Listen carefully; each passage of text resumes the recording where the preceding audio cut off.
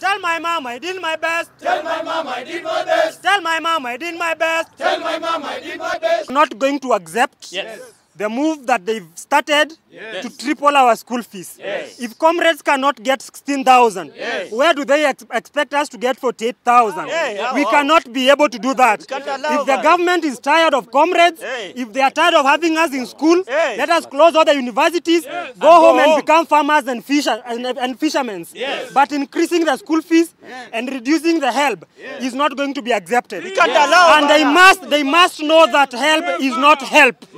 We worked very hard in high school to come here and be given help. They must give us help. If they want to triple anything, let them triple help and not the school fees. Power! We have gathered here today, and this one goes directly to the Minister of Education, the CS, Magoha.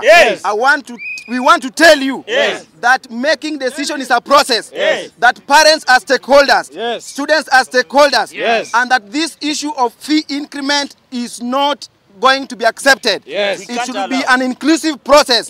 So this issue is very sensitive and it is soul searching. So we therefore direct and demand that the fee increment should be dropped by 0%. We are here, right to education. It is free in this country. We are going to that anniversary towers. That decision cannot be implemented. We refuse. We want to study for free. Hiyo fee inaenda chini, haiwezi panda juu. Comrades, power! Fees must fall!